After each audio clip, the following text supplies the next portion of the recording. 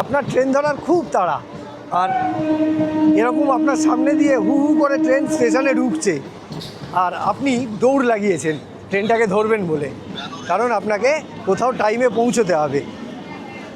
আর আপনার সামনে এরকম শয়ে শয়ে লোক দাঁড়িয়ে আছে, যদিও সেটাই স্বাভাবিক, ট্রেনের প্ল্যাটফর্মে এরকম শয়ে শয়ে লোক দাঁড়িয়ে থাকাটাই খুব স্বাভাবিক ব্যাপার, কিন্তু বাঁ দিকটা একটু খেয়াল করুন।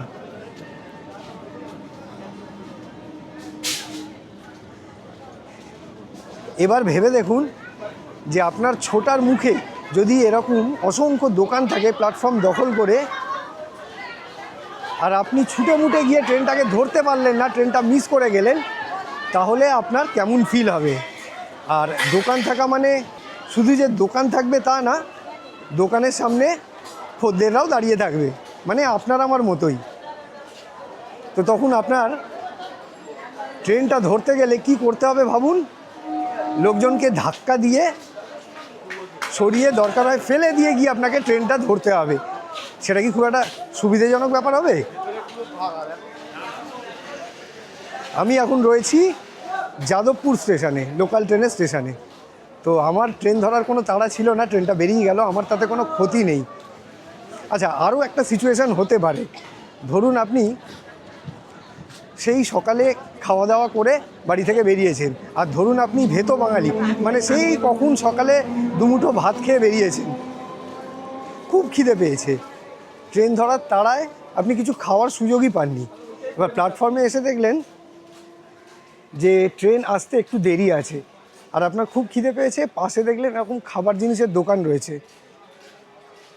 এখানটা খাবার জিনিসের দোকান নেই, যদিও সামনে আছে।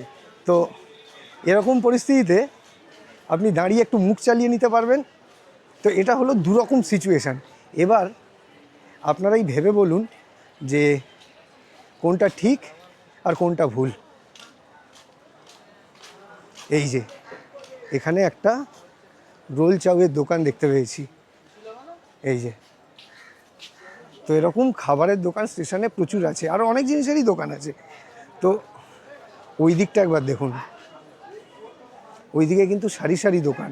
আর এখানে আমি কয়েক জায়গায় দেখলাম নোটিশও টাঙানো আছে, নোটিশে কোনো ডেট দেওয়া নেই, তবে লেখা আছে 10 দিনের মধ্যে এইসব হকারদের প্ল্যাটফর্ম খালি করে দিতে হবে। তো জানি না সেই 10 দিনটা কবে থেকে শুরু হচ্ছে আর কবে গিয়ে শেষ হবে। যাই হোক,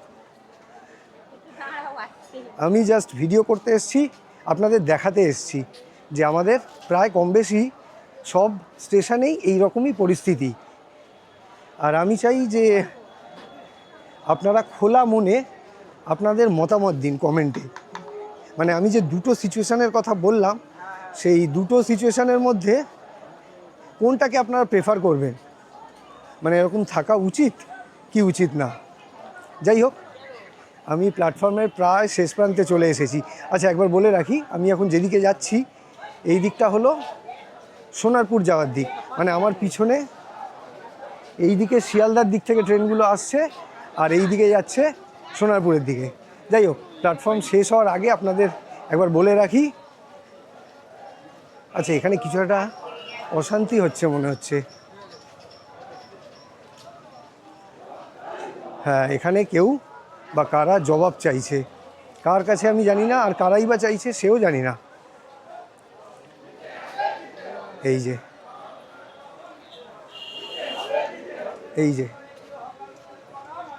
আচ্ছা, এরাই সেই হকাররা যাদের এই উচ্ছেদ করার প্রতিবাদে জমায়েত হয়েছে আর দল করে মিছিল করছে। ওখানে যে বোর্ডটা রয়েছে আপনারা বুঝতে পারছেন না, লেখা আছে সুকান্ত সেতু হকার্স মার্কেট। তো এরাই হকাররাই যাচ্ছে, এই স্টেশনের এই দিক থেকে আসছে আর এই দিকে যাচ্ছে। যাই হোক, যে যার দাবি তো রাখবেই। তবে ভিডিওটা শেষ করার আগে আমি একবার আপনাদের বলে রাখি যে আমার ভিডিও, আমার চেষ্টা যদি আপনাদের ভালো লাগে তাহলে আমার চ্যানেলটাকে সাবস্ক্রাইব, আমার ভিডিওটাকে লাইক আর শেয়ার করে দেবেন। আবার এরকমই কোনো ভিডিওতে কলকাতার অন্য কোনো অংশে বা অন্য কোনো প্ল্যাটফর্মে, অন্য কোনো স্টেশনে দেখা হবে, কথা হবে। ভালো থাকবেন, টাটা।